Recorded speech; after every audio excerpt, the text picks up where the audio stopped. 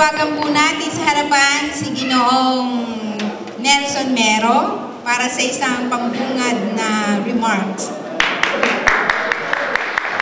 On behalf of FEDFAP, kasi po umalis na yung president ng FEDFAP.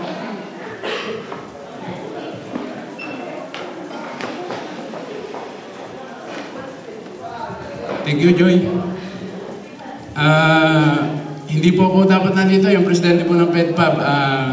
In behalf of Mr. Joe Abenido, President ng Federation Filipino Association Bologna,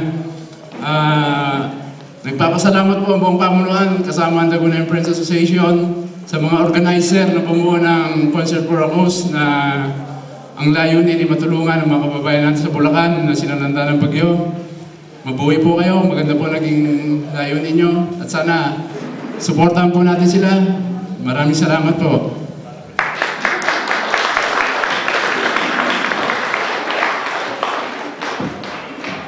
Sa totoo lang po, ito pong history ng Hagunoy, ngayon ko lang din po nalaman eh. Kung di pa po nagkaroon ng kalamidad hindi ko pa malalaman yung about sa Hagunoy. Or na iturong man sa amin nung elementary, nakalimutan na namin. Ito po ang Hagunoy history. Sa simula, ang Hagunoy ay isang bahagi lamang ng Kalumpit, Bulacan. Itinatag ito noong 1771 taon. Bagamat ayon sa talaan ng mga nakakatanda, may naninirahan sa ibang mga lugar ng bayang ito bago pa isinaad na taon. Ang mga lugar na ito ay ang Tibagin at Pugad. Yung pong Tibagin at Pugad ay yung mga coastal barrios na tinatawag na pagbabahagi ng baybay dagat sa lungsod ng Maynila at Tampo. Ang salitang Hagunoy ay isang uri ng dahon na nagbibigay lunas sa mga sakit at karamdaman at maaaring magamit bilang sangkap sa pagkain. At dahil sa balitang pagiging epektibo na to, kaya tinawag po ito ng mga tao na Hagunoy. Kaya po meron kaming Hagunoy hymn. Doon po sa Hagunoy hymn, nakasaad po doon yung halamang lunas ang pangalan, which is Hagunoy.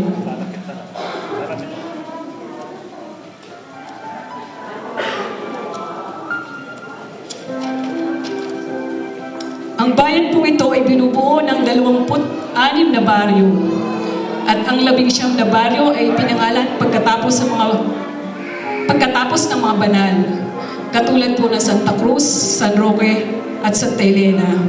Ito pong sinaad kong mga baryo ay ito pong baryo na tinutuluyan namin, tinitirahan po namin ng mga taga-Hagunoy na huy, mamaya na yan, naiyak ako. Na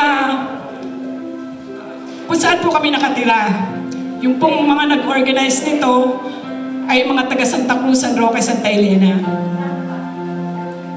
Yan po, yan sila Ray, si Chito, si La Joy. Kami po mga ilang dekada nang magkakasama kasi kami po yung Music Ministry Cell siya dahil Santo Rosario.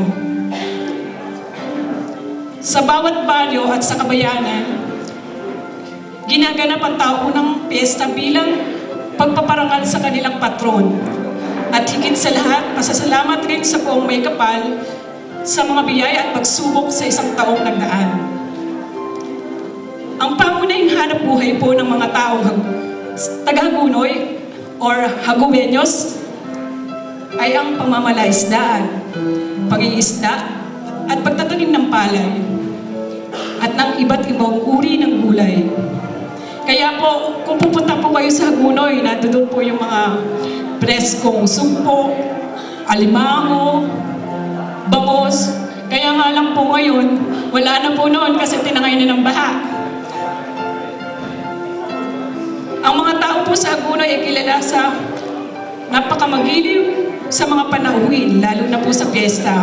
Pag nagpipiesta po sa bawat baryo, open house po yun. Pwede pong pumasok kakilala or di kakilala.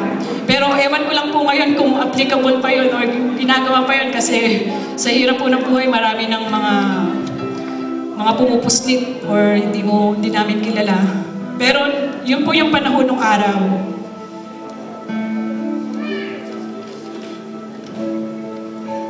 Wala na po pala akong babasahin. Kaya nagpapasalamat po ako sa inyong lahat sa pagpunta niyo dito at sa pakikisa, makibahagi sa aming Concert for a Cause.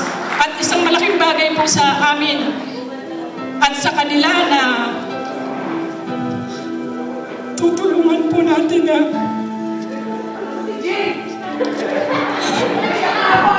maarte lang ako, saglit lang, nag-iimaw. Hindi, kasi po nakakaiyak talaga eh. Hindi po kasi namin lubos maisip na pati Hagunoy or yung ibang bayan eh. Basta natasa na po, last na to. Dingin mo po ako, Lord. At muli po ulit, masasalamat po sa inyo. Pasensya na po kayo, nagiging masyadong emotional ako.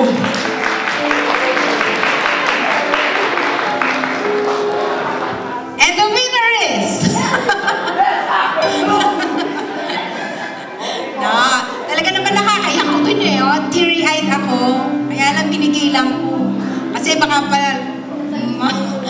magulgul ako dito.